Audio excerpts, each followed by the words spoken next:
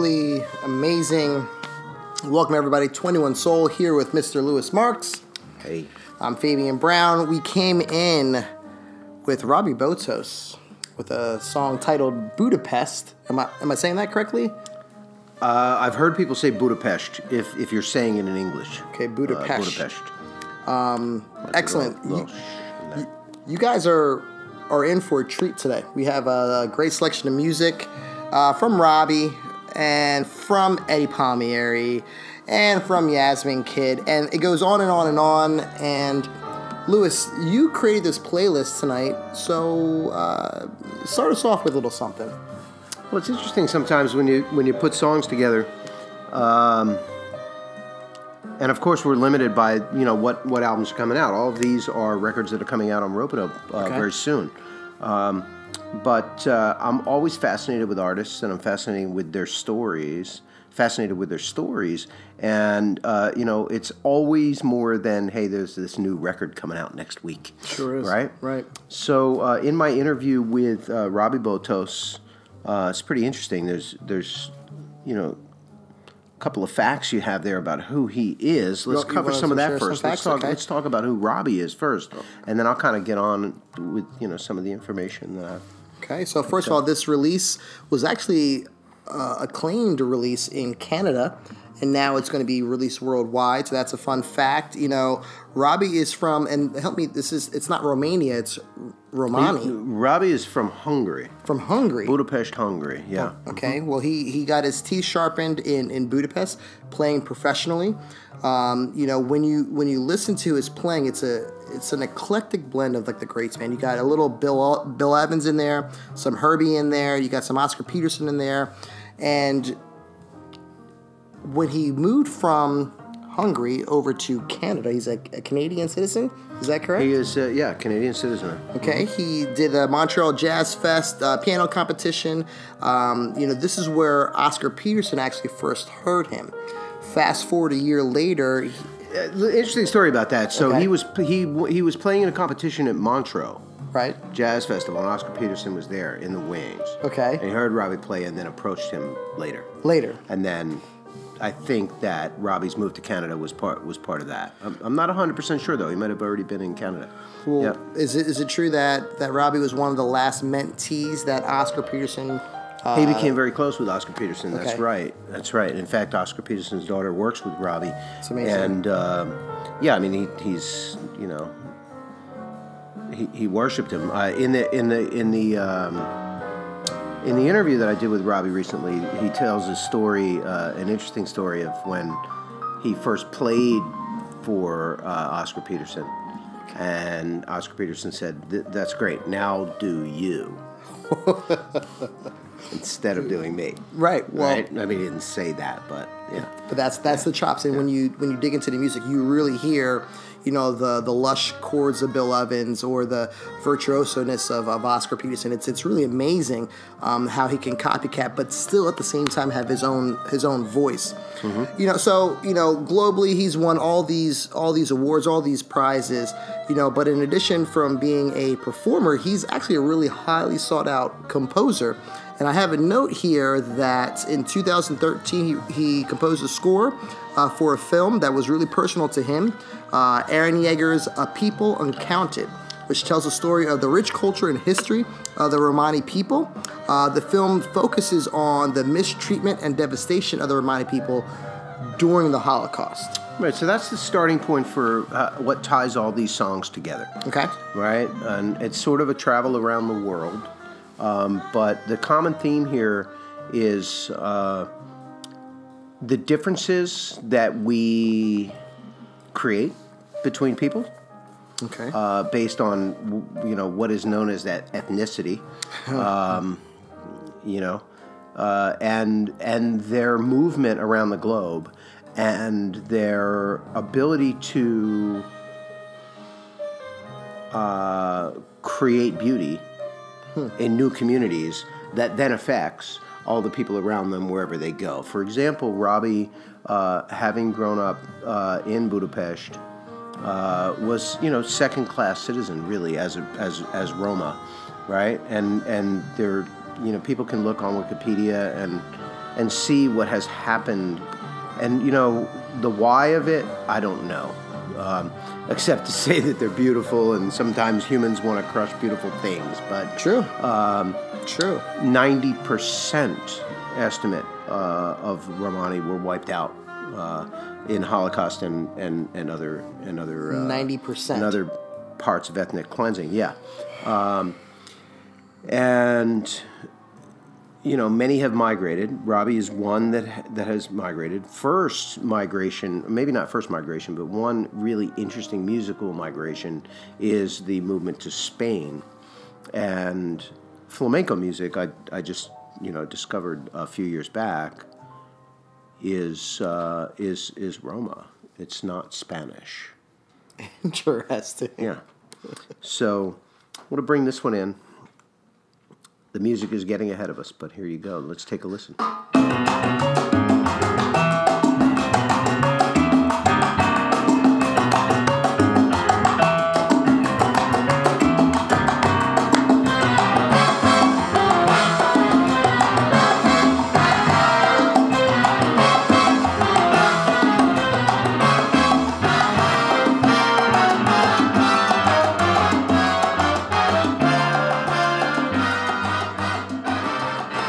Maestro. So that's hot, right? That came in hot in a lot of ways, right? So let me connect the dots here. So I wanted to bring up the fact that flamenco music was originated by the Roma in Spain, or Catalan. And I had another interesting interview with Mr. Eddie Palmieri, and I had not connected the dots on this either.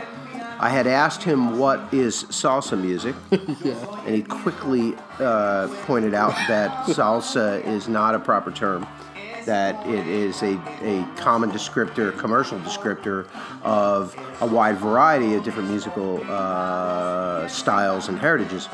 But he mentioned one interesting thing, and he said when the slaves, actually he said that when the captives were taken from Africa to the islands, really, Haiti, Cuba. The music of the time was Rhumba flamenco. Okay. And that they dropped the concept, or they dropped the term flamenco, and then it was just known as Rhumba. This is one of the roots of music, right? Wow. So now you have a tie-in between Roma, Africa, and the actual movement of people, forced movement of people. Captive. Well, that's a deep thing that Mr. Palmieri said. He said when the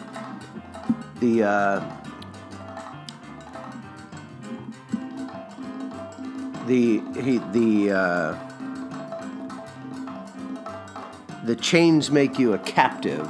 Okay. But the whip makes you a slave. Heavy stuff. But here we have movement, right? And I'm fascinated with this, and it's very interesting stuff to go and dig. And I'd love to hear people's comments as as this video is out there on the actual history of this. These are things that are not in the textbooks. They're not in public, but if you dig a little bit, they are right there. And so I'd love to hear people's comments on it. But now we have both Romani and Mulato, which Eddie Palmieri references, and the name of the song is Yo Soy Mulato. Right? So we have people of both a specific ethnicity and then of double or multiple ethnicity being shunned and moving. They're moving away from their culture. They're moving away from their homeland, whether it's forced. Certainly, much of it is forced, right? Forced or unforced. And what's interesting about it is the music is following. Of course, the music it's not following. Music is right there with. That's right. It's almost like, I don't know, it's like scattering a seed across the globe, and the music is part of it. So, Mulato. Yeah, let's talk about that for a little bit. So, this is a little bit risky for us to discuss, or certainly for me to discuss. Although I have my own stories about how my family was, forced or not forced in a way of slavery or captive, but certainly escaped persecution or discrimination. Right. But this is not my story, that's for sure. You want to talk about that a little bit? I mean, as we come into this next track, I mean, I guess here's what I'll say about Mulato, because my background, my mother's from Puerto Rico, and my father is black from South Carolina. So I remember having a conversation with my mother, on the word mulatto, and she laughed and she said, "Look, it's almost equivalent to a it's almost equivalent to saying the N-word." Okay. Well, yes. Yes. And I read that in some of this discussion. Yeah. Well, it depends on what type of Puerto Rican that you're asking, because my mom, she's your complexion. My mom's father's your complexion. My mom's great grandparents, your complexion. Right? But mulatto, I mean, the definition, correct me if I'm wrong, it's a mix of white and black. It's a blend of people. I want to comment on that. So, because in researching mulatto, it had a meaning in Africa. Right. It had a meaning in Europe. True. This is true. It had a meaning in Spain. That's right. Then it had a meaning in the islands. Yep. And then it had a completely different, a more negative meaning. So at certain points it was used as a derogatory term, and at certain points it was used as a matter of pride. Agreed. Now I'm in the middle, because you look at me sometimes, not even sometimes. I mean, growing up, I remember not being black enough and not being Hispanic enough. Me too. Oh, sorry. But no, this is. Sorry, bro. No, it's fine. It's I can joke about it too. I don't understand it. I can't put myself in those shoes. But having that conversation with my mom, she would consider herself not a mulatto because of her fair complexion and her knowledge of her heritage. Well, right? How much of that do you think is because she's responding to societal definitions? I didn't go that deep. That's a great point. Right. That's a great point. So it's like, yeah, no, I'm not. She perceives it as a negative term. Right. She hasn't owned it as pride. In the time that she grew up, I'm not projecting, I'm just suggesting. She's like, no. Yeah. It's better to be lighter skinned, right? So therefore, I'm not that. That's correct. And that's her perception, She's 65 years old, and that's her story, and that's what she's sticking to. Meanwhile, her son. Yeah. I was told, I mean, I'm not trying to jump in on that same thing, but I was told by my father not to tell anybody what my ethnic heritage was. Really? Absolutely. Yeah. Whoa. And he didn't say, don't tell anybody you're white. Just saying. No. So here we are. We're right in the thick of it, right? The song we just heard, Yasmine Kyd, New World. We just traveled across the ocean.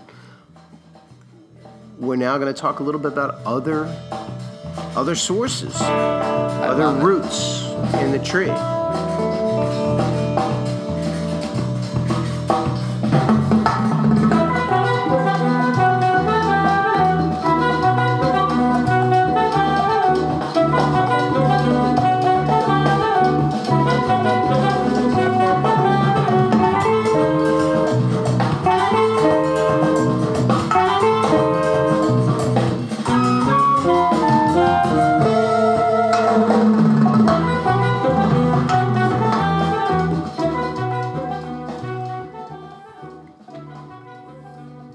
So this is a little sidestep, right?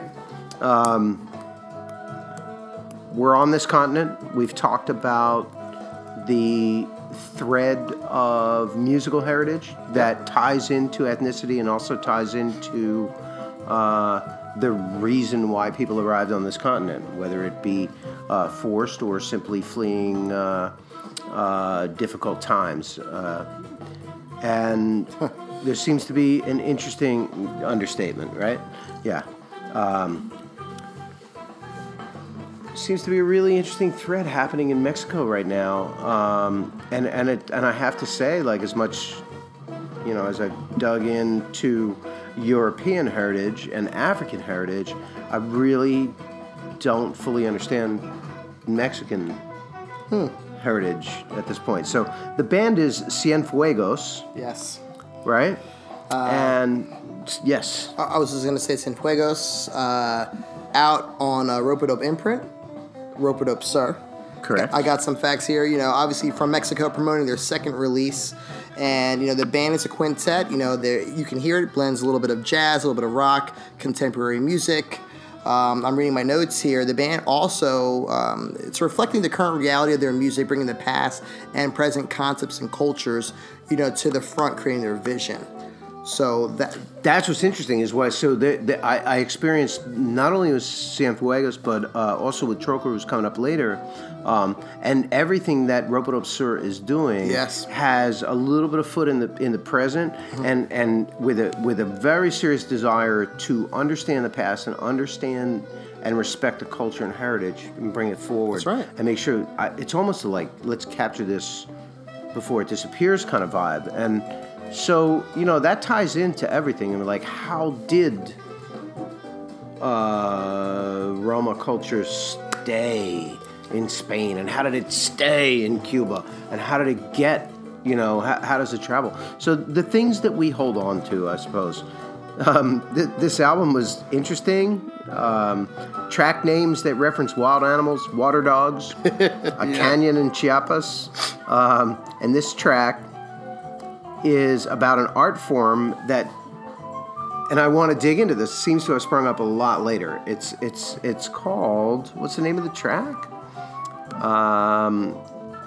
Oh, of course I didn't want to say this. Go for it. El Alebrije. El Alebrije. Alebrije. Alebrije, yeah? Are we good? It's an art form of carvings of mystical creatures, like masks and other carvings of mystical creatures. And you know, I read a little bit about it. Somebody, you know, this crazy pneumonia-induced psychedelic state from a particular artist, and I should have his name written down here. Wow. But you know, in the credits. Struck me because there's another vein, there's another thread, right? This is the thing that doesn't connect, right? Or probably it does, and that's what I want to dig further in. But you know, when you look at Mexican culture, it always seems just a little different, you know. And there are these indigenous things that keep coming up, and you know that colorful mask thing is a big thing. So I encourage people to look. I wanted to do the show where we're just like, and look at this, you know, but you know, we can't edit everything like that. We just have to do it live. I love it. It's funny. Yeah, I had asked you earlier, you know, in preparation to this show, you know, I'll be brief. Native American versus, I mean, we're all Mexico and America are all in North America, but what separates a Native American versus you know, an Aztec or a Mayan? Right. So what is the you know, it's kind of like either digging in the dirt or following a river. Like right. I don't know. You know, I mean, but there is definitely a distinction between Northern America. And when I say American, I don't mean the United States, obviously, and really the continent. This continent, right? Northern indigenous tribes, and those that are from Colorado or really Nevada and south, right? And so there's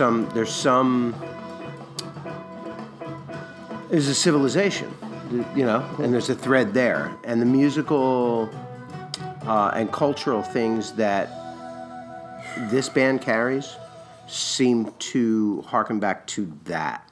I love it. Despite also being conquered, exterminated, right? Nearly exterminated, and move forward. And this is all about the culture moving forward, regardless of history, the persecution. Dirty, dirty history. And now we're going to just dig even deeper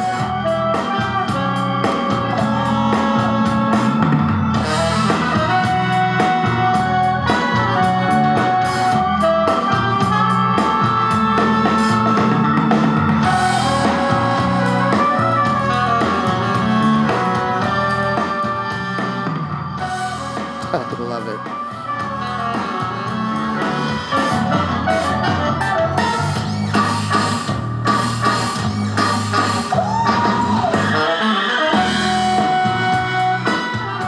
You hear that? Like for a minute you could be listening to Snarky Puppy, but then you're like, no, there's something deeper here, right? These cats are crazy. Their instrumentation. First of all, they have a turntablist in the band. Mm-hmm. NPR Tiny Desk already featured these guys. I'm for it. Here's what I had: distinctive grooves. We got jazz, we got a blend of rock, funk. You guys can hear it, but again, they bring that Mexican tradition up to the front. Guadalajara, is that correct or? Yeah, Guadalajara. Okay, Guadalajara. Mm-hmm. They've already toured 19 countries, over 150 concerts. They have been selected as the most important Mexican band in the Europe for jazz and world music. Womax and Jazz Ahead. People are responding to this band. Yeah. I love it. Yeah. What's interesting to me most is that there's just you can't avoid the culture of it. It's like we do jazz this way, and it's distinctly Mexican. Yes. Right? Yes. Now, I'm going to get back to the theme. The name of the track is Chicano. And I haven't spoken to the band about why this was named Chicano. But we have a term here that could arguably be similar to mulatto. Yeah. Right? Yeah. In the sense that it was looked down upon by others. But I want to grab Wikipedia here. Chicano, or Chicana, male or female, is a chosen identity of some Mexican Americans in the United States. The term is sometimes used interchangeably with Mexican American. So, further on, the term had negative connotations, etc., etc. So, what we come back to, and I really do want to get Troker in here and say, like, exactly what did you mean by naming this song, Chicano? Is it a source of pride? Did you hear that? I'm sorry, I just got so distracted. Oh my God. Can we play that back? It's fine. You guys caught it, but that was just... I'm sorry to cut you off. Oh, this great playlist, man.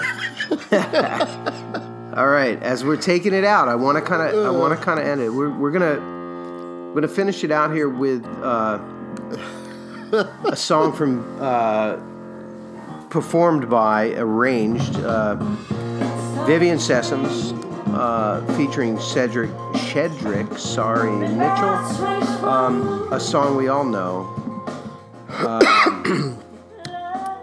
which talks of the victims. Victims is a horrible word. Those that endured slavery here in the United States of America and on this continent. It's kind of the last piece that we didn't get time to tell, and I feel like there's so many things that we didn't get to discuss. But here's the question for me that we can end the show with: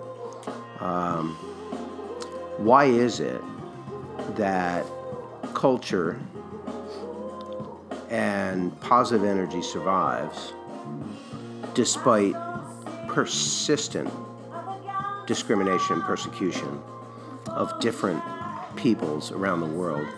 Why is it that those of us, or those of you, which you spoke to personally, who are the result of people who don't see those divisions, are the most often pushed out, right? It's a loaded question. Mulato, Chicano, Roma, African, what are all these definitions? I want to say at the end of the show that simply the culture is not the ethnicity. The culture is not the skin tone. The culture is the music, the food, which we don't discuss here, but we should. I'm hungry. You're right. But also, it's the perseverance and energy of the love and the people that move forward. And that's, I think that ties it up, but I also think we need to do another episode on this subject. It was a good subject. Great playlist. They just sent it in. Yeah. They made it perfect for us. 21 Soul. Make sure you subscribe. Make sure you ring that bell for the notifications. We have a great lineup of interviews coming up, podcasts, radio programming. It is just silly what's coming up, so make sure you check it out here. Leave some comments below. Lewis, thanks for having me, man. Dude, I'm good. Thanks for having me. All right. I think it's time. We're good? Yep. Thank you all for watching.